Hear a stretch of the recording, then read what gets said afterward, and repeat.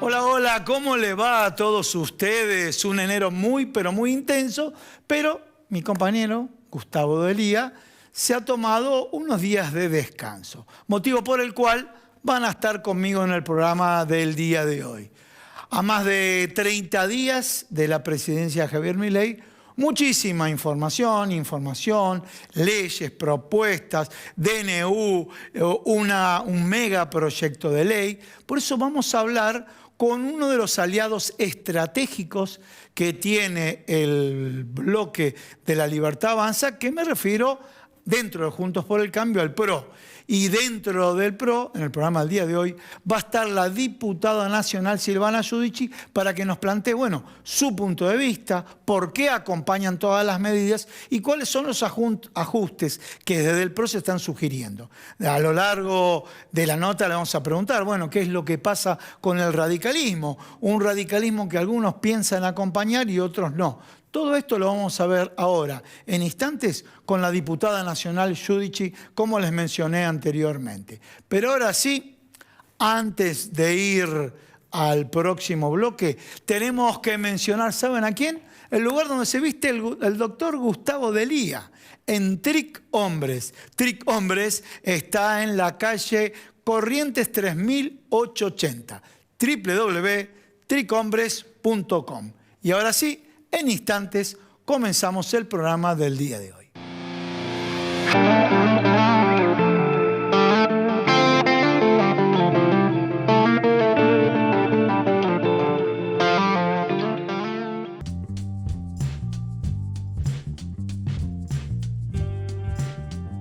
Las farmacias de la red COFA tenemos mucho más que medicamentos para vos. Cuidamos tu salud y bienestar con servicios farmacéuticos especializados. Somos la red sanitaria de farmacias más grande del país. Estamos siempre cerca, las 24 horas, todo el año. Busca tu farmacia en red.cofa.org.ar. Confederación Farmacéutica Argentina.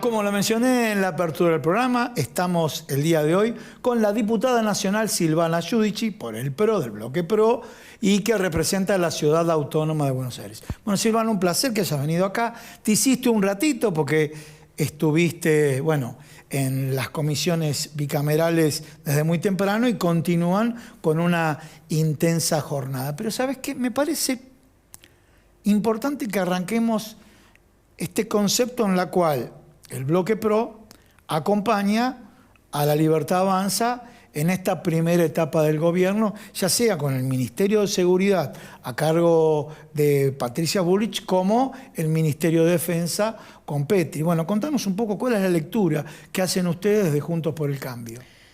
Bueno, la verdad que es una prueba de fuego, ¿no? Esta es la primera de las medidas que toma Javier Milei para cambiar la Argentina, como lo prometió durante la campaña. Nosotros veníamos con una propuesta de cambio profundo también en la candidatura de Patricia Bullrich.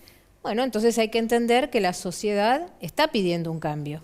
Y el gobierno entonces, sin esquivarle al problema que tenemos hoy de una crisis económica tremenda, lo que hace es mandar una hoja de ruta que tiene 660 artículos y que modifica los aspectos más importantes de la vida económica, social, política de la sociedad. En el camino empiezan a surgir las resistencias y la más fuerte y evidente es un paro sin sentido que convoca a la CGT a menos de un mes de funcionamiento del gobierno de La Libertad Avanza, que durante 4 años estuvieron callados la boca en las peores de las situaciones, con una escalada inflacionaria provocada por el plan Platita de Massa, al que aplaudieron. Ahora, el 24 de enero, plantean un paro para muñequear con el gobierno a ver quién tiene el poder.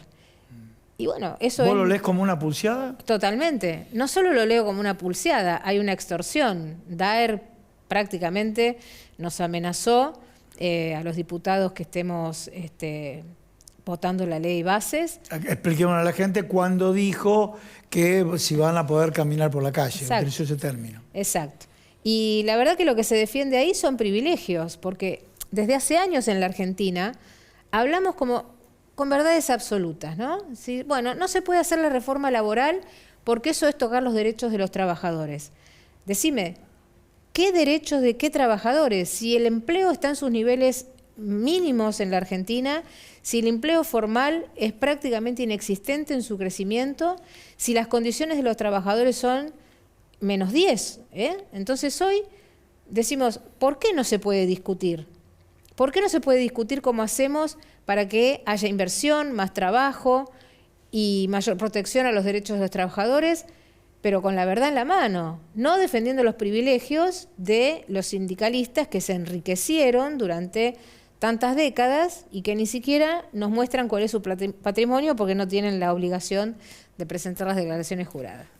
Y haciendo un cambio de capítulo, tema seguridad, ministerio a cargo de Patricia Bullrich, y también no tenemos que dejar de mencionar, porque uno como padre el tema de UMA, ¿no? ¿Sí? Sería la hija de uno de los custodios de Patricia Bullrich, que en provincia de Buenos Aires fue baleada. O sea, estamos viendo casos de niños realmente que, ¿cómo estás viendo obviamente la visión de Patricia Bullrich y la seguridad? Que bueno, que esto no es de ahora, esto se viene increyendo desde hace mucho tiempo. Bueno, lamentable, luctuoso, la verdad que es increíble lo que ha pasado con esta nena de 9 años. Pero recordaba también el caso de Morena, el año pasado, sí, con una mochila. Y la niña, no me acuerdo el nombre de la niña que le robaron el celular también en provincia, no me acuerdo el nombre de ella, pero realmente todos... La chiquita del celular, Morena. Morena es la del celular. Sí. Bueno, porque hubo otra niña de 13 años la semana pasada. La semana pasada también, es cierto. Entonces, bueno, fíjate, ante esta situación cada vez más dramática, hay sectores del kirchnerismo, incluso el gobernador Kicillof, que ni abrió la boca, que siguen diciendo, no tenemos que discutir ni el agravamiento de las penas, ni la reincidencia, ni la baja de edad de imputabilidad, porque es como que fueran vacas sagradas y sobre eso no se habla, ¿no? Y bueno, si con este régimen llegamos a esta situación, ¿qué vamos a esperar para cambiar? Y eso yo te lo transmito a todos los sectores y a todos los tópicos que trata la ley o el DNU. Si veníamos haciendo una cosa durante 80 años, que funcionó mal, como nuestro sistema sindical, que la verdad desincentiva a la inversión al trabajo, como el tema del garantismo que impuso Zaffaroni, que lamentablemente hizo que con esa doctrina se llegaran a liberar presos durante la pandemia, y escuché en la investigación de ayer de lo de UMA que los 4 que estarían señalados como coautores son personas con frondosos prontuarios que ya habían estado adentro y fueron liberados. Bueno, vamos a hacer un pequeño paréntesis. He entrevistado a fuerza de seguridad y te dicen, los metimos preso. Y después lo soltaron. Entonces ahí también hay una lectura con respecto al Poder Judicial, ¿sí? sea, edad de imputabilidad por un lado, las cuestiones de forma y también las cuestiones de forma donde el Poder Judicial también libera rápidamente gente que tendría que estar adentro. El tercer aspecto sería infraestructura carcelaria, sistema penitenciario federal. ¿Cómo podés articular estas 3 cosas para que la situación se revierta? Porque si lo mete, si la ministra de Seguridad, Patricia Bullrich, dice, vamos a hacer mano dura, vos le aplicás el rigor de la ley, pero en la justicia lo termina soltando, es como que se transforma en un círculo... Mira, primero que no es mano dura, es justicia. Está bien, firme, es justicia, firme. Es el que las hace las paga. El que las hace las paga. Así bien. que este es el mismo camino que ella ya empezó a desplegar cuando fue ministra de Mauricio Macri, planteando que hay que tener una decisión muy firme desde las autoridades políticas de... primero, defender a los que nos cuidan. Fíjate, la víctima es hija de un policía. Sí. En este caso, bueno, un custodio del ministerio, pero, digamos, entender que los policías están con la misma presión que todos los ciudadanos, que no pueden salir de su casa, pero que además, si ellos generan algún episodio, quizás de defensa o de repeler la violencia, pueden tener una causa o terminar presos de por vida, ¿no? Entonces, esto es lo que ella estuvo trabajando con distintas leyes en el 2015 hasta el 2019 y ahora lo va a volver a hacer, ya lo ha dicho Patricia, cuando se termine la sanción de la ley Ómnibus, vendrán estas cuestiones para discutir al Congreso.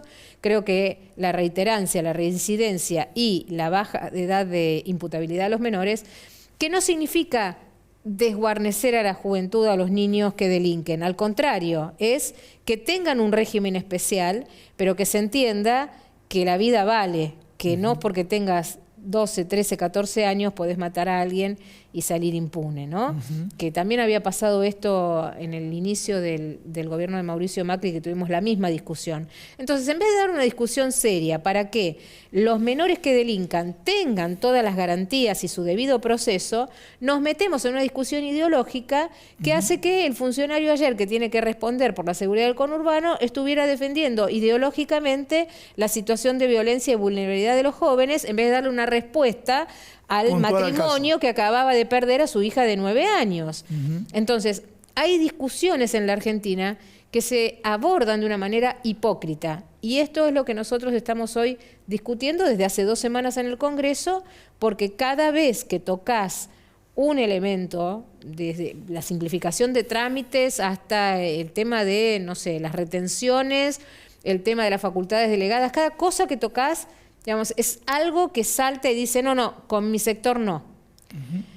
Entonces, si no hacemos un debate profundo, sincero, con los números en la mano, los que terminan pagando ese recorte que hay que hacer para llegar al déficit fiscal cero, que es lo que en definitiva nos va a permitir combatir este flagelo de la inflación, si no hacemos esa discusión que te digo, van a terminar los asalariados, los médicos, los docentes, los jubilados pagando el ajuste mayor, y eso es lo que no queremos.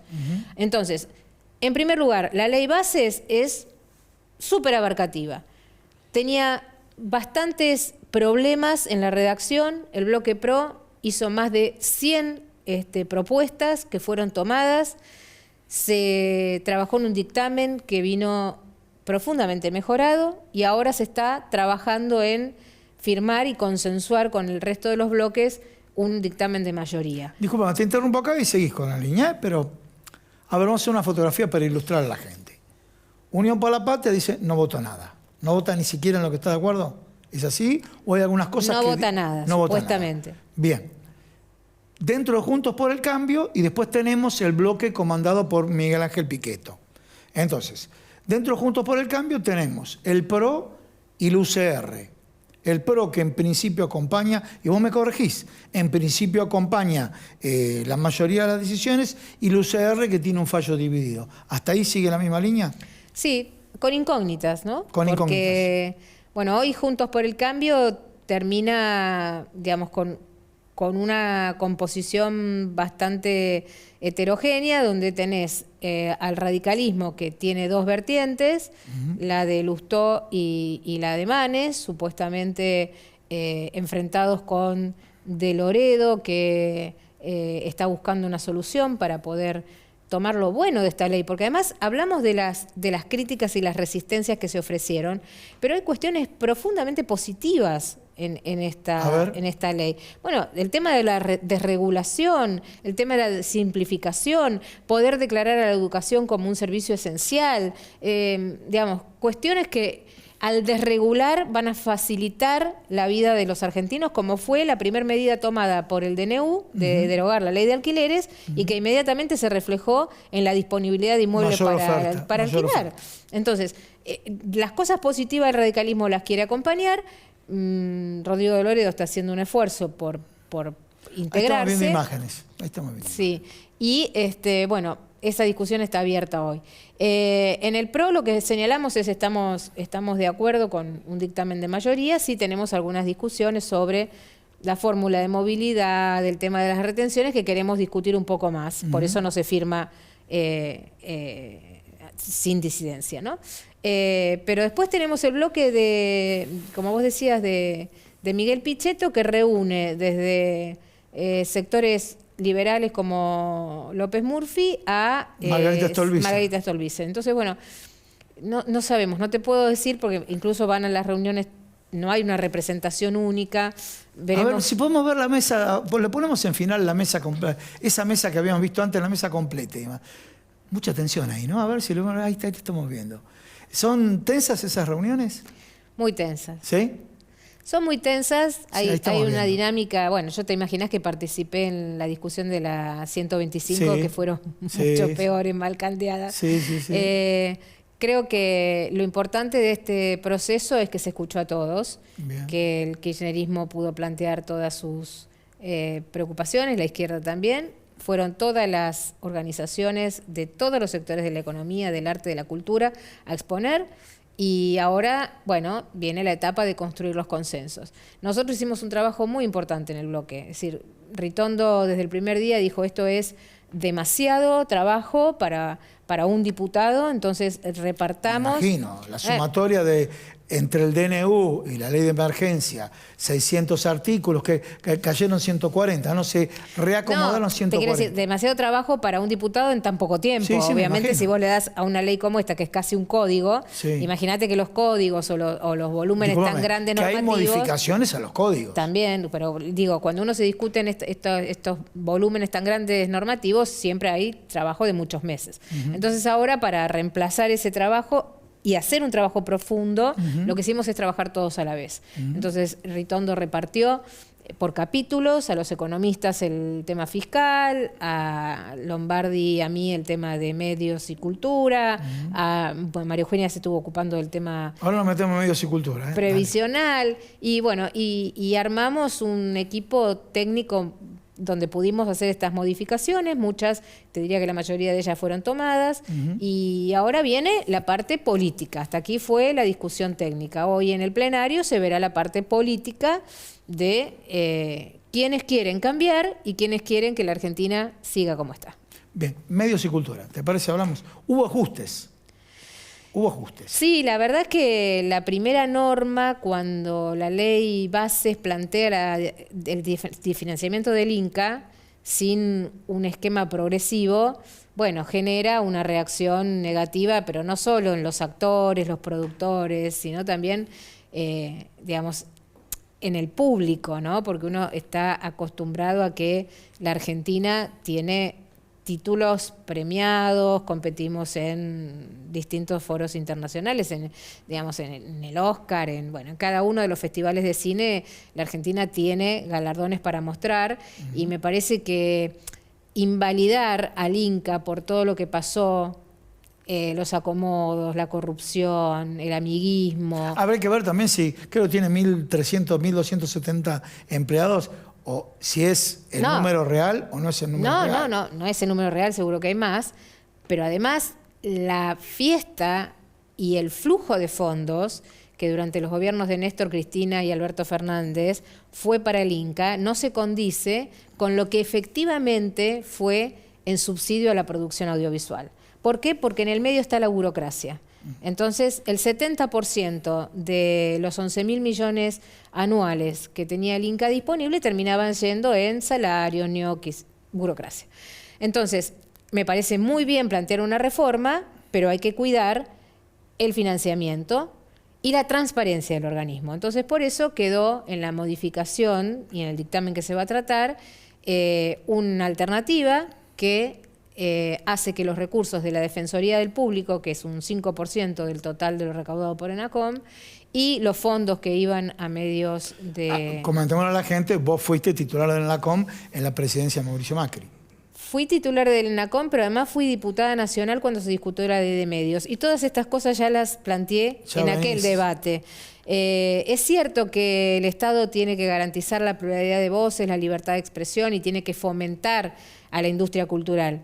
Pero el desfasaje, la enormidad del gasto que el kirchnerismo puso en estos organismos no tuvo ningún rendimiento más que el del adoctrinamiento. Mira, Hablamos del O sea, Inca. la relación costo-beneficio no se dio. No, porque además hablamos del Inca. Sí. Que, bueno, estamos ahora resolviendo el financiamiento puntualmente del Inca, pero también teníamos otras ventanillas de subsidio, como eran la jefatura de gabinete, subsidios para medios comunitarios.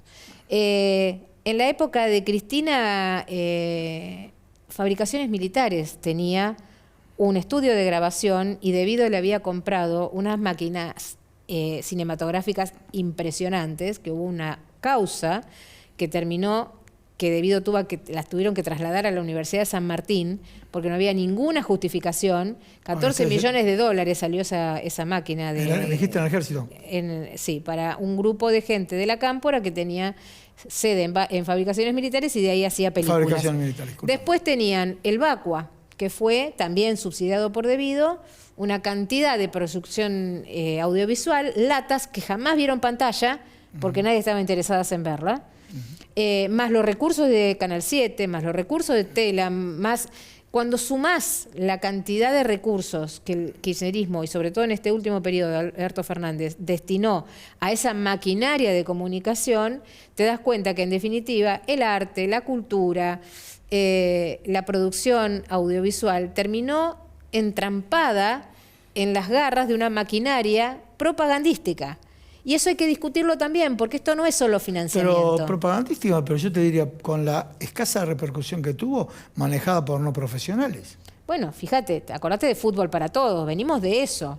Entonces, cuando se aborda esta discusión y solamente se dice, quieren disfinanciar a la producción, pero no sinceramos que durante 15 años estuvo distorsionado el mercado, incluso los propios productores, esto es quizás muy técnico, pero los propios productores de las productoras independientes de Argentina decían que nuestro mercado estaba subaprovechado, porque fíjate que México, Colombia, España se convirtieron en principales productores de contenidos audiovisuales para las plataformas como Netflix.